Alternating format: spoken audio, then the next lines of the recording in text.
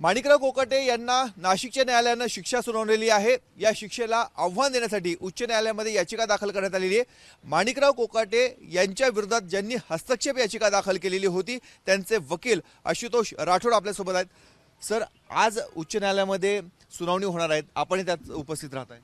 हो, माननीय माजी मंत्री तुकाराम दिघोळे साहेब यांच्या मूळ तक्रारीनुसार सदर प्रकरण उघडकीस आलेलं असल्यामुळे दिघोळे साहेबांच्या कन्या ॲडव्होकेट अंजली दिघोळे या माझ्या पक्षकार आहेत आणि एक प्रोफेशनल कमिटमेंट म्हणून मला पक्षकाराची बाजू मांडणे यासाठी मी आज सुनावणीमध्ये उपस्थित राहणार आहे, युक्तिवाद करणार आहे। ॲडव्होकेट अंजलीसुद्धा युक्तिवाद करणार आहे आणि याच्यात माननीय सत्र न्यायालय नाशिक यांचा निकाल कायम राहावा यासाठी आम्ही आवश्यक ती कायद्याची बाजू मांडणार आहोत। सर्व पुरावे अभिलेखावर उपलब्ध आहेत, फक्त ते पुरावे न्यायालयाच्या निर्देशनास आणून देणे आणि लोकप्रतिनिधी कायदा कलम 8 सबसेक्शन 3 नुसार प्रस्थापित कायद्यानुसार कायद्याची प्रक्रिया पार पडणे यासाठी आवश्यक तो युक्तिवाद आज आम्ही करणार आहोत। काय नेमकी बाजू मांडली जाईल आपल्याकडून? याच्यात युक्तिवादाचे जे मुद्दे आहेत ते आता मला उघड करणं बरोबर होणार नाही, ती स्ट्रॅटेजीचा भाग आहे, परंतु जे अभिलेखावर उपलब्ध पुरावे आहेत ते आम्ही मांडणार आहोत। कोणताही नवीन पुरावा याच्यात आम्ही देण्याची काही आवश्यकता नाही। कोकाटे यांना अटक व्हावी ही आपली मागणी होती, कोर्टाने तसे आदेश देखील दिलेले होते। काल नाशिक पोलिसांचं पथक गेलं, मात्र कोकाटेंच्या प्रकृती अस्वस्थतेमुळे त्यांना अटक होऊ शकली नाही। नाही, मी स्पष्ट करू इच्छितो की कोकाटे साहेब हे लोकप्रतिनिधी आहेत, स्वतः ॲडव्होकेट आहेत आणि सन्माननीय व्यक्ती आहे।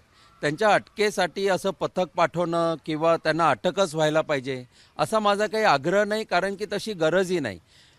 माननीय उच्च न्यायालयाने जर शिक्षेला स्थगिती दिली नाही तर कोकाटे साहेब हे कायद्याला मानणारी व्यक्ती आहे, ते स्वतःहून कोर्टाला शरण जातील।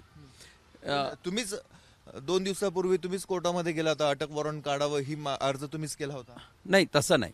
लोकप्रतिनिधी कायदा कलम 8 सबसेक्शन 3 नुसार प्रक्रिया पार पाडावी यासाठी मी ट्रायल कोर्टापुढे गेलो होतो आणि कलम 418 CRPC अंतर्गत ते व्हावं यासाठी आता अटक होणे ही त्या कायद्यामधली एक टप्पा आहे, परंतु 2 वर्षांची शिक्षा असल्यामुळे यात बेल मिळणं हाही प्रस्थापित कायदा आहे।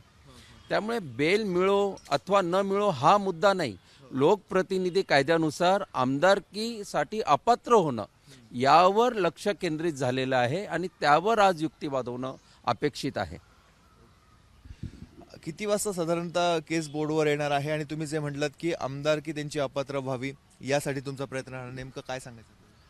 याच्यात लोकप्रतिनिधी कायदा कलम 8 सबसेक्शन 3 नुसार प्रक्रिया पार पडावी यासाठी सर्व युक्तिवाद होणार आहे। आज दुपारी 3 वाजता हा युक्तिवाद सुरू होईल।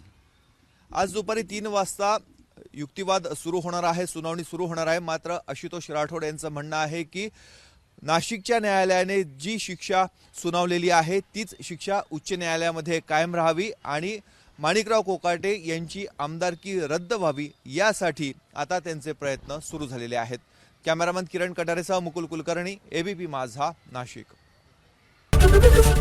ABP माझा, उघडा डोळे बघा नीट।